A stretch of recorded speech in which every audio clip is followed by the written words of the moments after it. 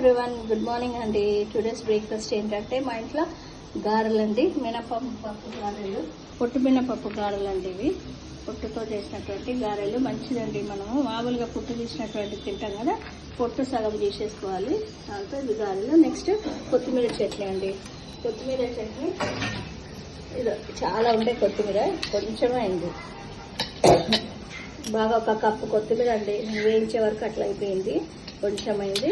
ఇదండి గుప్పడండి ఎండుమిర్చి ఆయిల్లో వేయించి పెట్టుకున్నాం. అంతా లెంగ్తీ అవుతుందని షార్ట్గా తీసాము. కొంచెం చింతపండు, వెల్లుల్లి రెమ్మలు, ఇదిగోండి 5-6 ఆనియన్ కూడా వేయించి పెట్టుకున్నాము. ఎండుమిర్చి కూడా ఆయిల్లో వేయించి పెట్టుకున్నాం చూడండి. ఇప్పుడు టమాటో వేసుకున్నాము.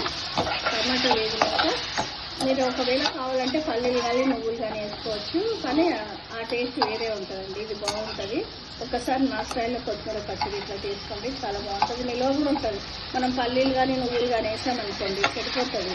చెడిపోవడం అంటే 1-2 days 1 day ఉంటుంది. ఇట్లయితే 2 days కానీ 3 days కానీ ఉంటుందండి. ఎందుకంటే పల్లీలు నువ్వులు వేయం కాబట్టి. ఎండుమిర్చితో పచ్చిమిర్చి చేసినప్పుడు ఎండిపోతుంది. ఎండుమిర్చితో చేసుకోండి, చాలా బాగుంటుంది, టేస్ట్ కూడా ఉంటుంది. ఇది అయినాక ఇది బాగా వేగిన తర్వాత మిక్సీ చేయాలండి. ఇంకా ఆయిల్లో బాగా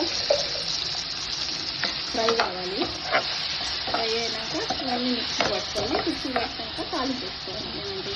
తాలింపు మిక్సీ పట్టిన తాలింపు అయినాక చేస్తాం. కొత్తిమీర చట్నీ రెడీ అయిపోయింది.